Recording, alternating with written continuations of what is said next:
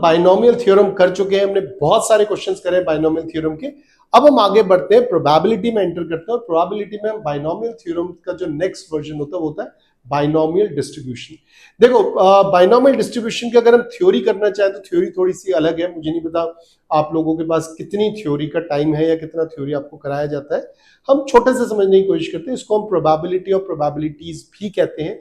होता क्या है, लेट्स से कि मेरे पास 3 सेलर्स है, मैं अमेजन में कुछ चीजें बेच रहा हूँ या फ्लिपकार्ट में बेच रहा हूँ, मेरे पास ए है, बी है और सी सेलर है, राइट। इसके पास जो रिव्यू है वो 10 में से रिव्यूज है 100%। लेट्स से इसके पास रिव्यूज है 50 में से 96%। इसके पास रिव्यूज है 400 में से 93%। अब ये बात आती है कि मैं इनमें से किसको ज्यादा बेटर मानूं, राइट। तो अब अगर मुझे बेटर लेना है तो वैसे तो हम मान के चलते हैं कि जितना लोग ज्यादा ले रहे हैं वो बेटर है, बट अगर वो ज्यादा ले रहे हैं तो ये सोचना पड़ेगा कि ये तो सिर्फ 93% है और ये 100% है, तो अगला क्या। तो जब हम आगे की बात करते हैं तो हमने इसके अंदर कुछ प्रेजम्पशंस ले लेते हैं। प्रेजम्पशन में क्या करेंगे हम, जैसे 10 है, हम इस 10 को 12 कर देते हैं, जिसमें हम बोलते हैं एक ठीक रिव्यू है और एक गलत रिव्यू है। विच मींस अब इन टोटल क्या हुआ, मेरा 100% नहीं है, ये मैं एक assumption ले रहा हूं, तो मेरा अब 11 आउट ऑफ 12 है, तो वो एक परसेंटेज में चेंज आएगा। सिमिलरली मैं इसका कर सकता हूं, सिमिलरली मैं इसका कर सकता हूं। सो ऐसे करते करते हम लोग क्या करते हैं कि हम लोग एक प्रोबेबिलिटी डिस्ट्रीब्यूशन की बात करते हैं, जो जितना ज्यादा हम यूजर्स लेंगे, डेटा लेंगे, उतना ही हमारे लिए अच्छा है, हमें बेटर देता है, राइट। इसके फॉर्मूलेज हैं तो हम थोड़ा सा फॉर्मूले में भी जाते हैं। सो फॉर्मूला बहुत सिंपल है, फॉर्मूला है डिस्ट्रीब्यूशन का, फॉर्मूला हम देख लेते हैं। फॉर्मूला है NCR P to the power R Q to the power N minus R। अब इसके अंदर N क्या है, N is number of trials, R क्या है जो हमें निकालना है, एक्चुअली में जो हमारी फेवरेबल की बात होती है, प्रोबेबिलिटी होती है और नॉन प्रोबेबिलिटी होती है,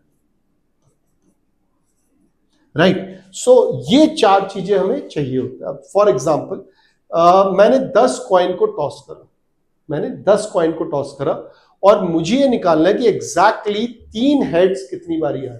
सो अब N मेरा कितना हो गया 10, कितने हेड्स चाहिए, 3 चाहिए, तो R मेरा क्या हो गया 3। Probability of getting a head क्या होती है, half. Probability of not getting a head क्या होती है, अगेन हाफ। तो अब मेरे पास ये चारों आ गए। अब मैं इस फॉर्मूले में लगा देता हूं, सिंपल, इस फॉर्मूले में आप डालो। फॉर्मूला क्या बनेगा, formula is NCR PR QN minus R, which means 10C3 half 3 half 7, right. So अब आपको इसको सॉल्व करना है, आप इजीली सॉल्व कर सकते हो। आपको पता है NCR क्या होता है, NCR होता है n factorial upon n minus r factorial upon r factorial. So this is what NCR। So NCR I hope आपको याद होगा, जब हम लोग कॉम्बिनेशन में हमने कराया है, बाइनोमियल डिस्ट्रीब्यूशन थ्योरम में भी करा है, तो मैं लिख देता हूं। सो NCR इसका क्या होता है कि n factorial upon n minus r factorial into r factorial. So ये NCR होता है। तो अगर इस क्वेश्चन को आपको करना है तो आपको अब इस फॉर्मूले में अप्लाई कर सकते हो इस चीज को, and you will get the answer. I am not getting into the answer, आपको पता होना चाहिए। So now let's do some questions. मैं कुछ क्वेश्चंस लेके आता हूं, उन क्वेश्चंस को करते हैं। ओके, सो क्वेश्चन देखते हैं। बहुत सिंपल क्वेश्चन है। अगर आप क्वेश्चन देखो, आपको ढूंढना क्या, ये ध्यान रखना, अगर आपका बाइनोमियल डिस्ट्रीब्यूशन का क्वेश्चन है तो मैं पहले बाइनोमियल डिस्ट्रीब्यूशन का फॉर्मूला लिख रहा हूं, आपको वो सारी चीजें ढूंढनी है। बाइनोमियल डिस्ट्रीब्यूशन का फॉर्मूला आप देख लो, NCR PR QN minus R। सो ये मुझे लेके चलना है और मुझे इसमें से ढूंढना क्या है, मुझे इसमें से N ढूंढना है, R ढूंढना, P ढूंढना, Q ढूंढना है। 4 चीजें मुझे पता होना चाहिए। So I need to know N, R, P and Q. So let's go with this. Suppose a drug is tested on 8 patients. 8 patient मतलब N is equal to 8 हो गया, डाल देते हैं। With 90% सक्सेस रेट, मतलब success rate is probability. So P मेरी होगी 0.9। The probability that exactly 7 patients respond positively, मतलब मुझे 7 पेशेंट की पॉजिटिव रिस्पॉन्स चाहिए, मींस R 7 हो गया और 1 माइनस पी अगर लेंगे तो ये 0.1 होगा। मुझे चारों मिल गए हैं, फॉर्मूले में हम सेट कर देते हैं। ये फॉर्मूला है, इस फॉर्मूले में आप लगा दो 8C7.97.11. So this is what you have to solve now, right? Okay अब अगर आप सामने वाले कुछ क्वेश्चंस देखोगे, पहले दो क्वेश्चंस तो आप इजीली कर लोगे, सेम जो फॉर्मूले मैंने बताया आपको उसी तरीके से चलना पड़ेगा। अब जो नेक्स्ट क्वेश्चन है उसके लिए आपको थोड़ा सा एक और हमें कॉन्सेप्ट में जाना पड़ेगा। हम जब बाइनोमियल डिस्ट्रीब्यूशन की बात करते हैं उसके अंदर मीन, वेरिएंस और स्टैंडर्ड डेविएशन भी आता है। सो बाइनोमियल डिस्ट्रीब्यूशन में जो मीन होता है, अगर मैं मीन की बात करता हूं उसको हम लिखते हैं एनपी, मतलब number of observation multiplied by the probability. और जो वेरिएंस होता है, अगर हम वेरिएंस की बात करते हैं तो वो होता है N P Q.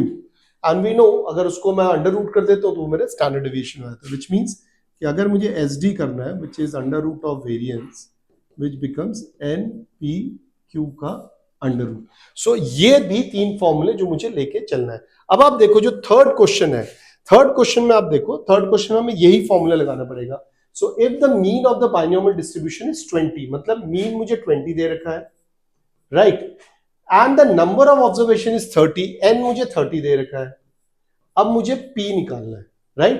Find the variance and standard deviation। तो वेरिएंस से पहले मैं p निकाल लेता हूँ, p निकल जाएगा तो मेरा q भी निकल जाएगा। तो आप बताओ उसके अंदर सिंपल फॉर्मूला है p निकालने का। So what would be p? p is 20/30, right? So p is equal to 20/30। ये मेरा p हो गया। Q क्या होगा मेरा 1 माइनस 20/30। तो इस टाइप से आप आंसर्स निकाल सकते हो। अब आपको अगर वेरिएंस निकाला एन पी क्यू आप निकाल लो, सो इससे आपका निकल जाएगा इजीली। सो आप ये कैलकुलेट कर लो ये कितना आएगा। So this would be what 10/30, right? और उसी हिसाब से आप सॉल्व कर सकते हो। मैं बहुत ज्यादा डीप में नहीं जा रहा हूं, आप लोग आराम से इन क्वेश्चंस को देखो। मुझे ऐसा लगता है आप लोग सब आराम से इन सारे क्वेश्चंस को कर सकते हो। अगर कुछ ऐसा होता है you not able to do it, please write it back, मैं उनको सॉल्यूशन आपको प्रोवाइड करा दूंगा।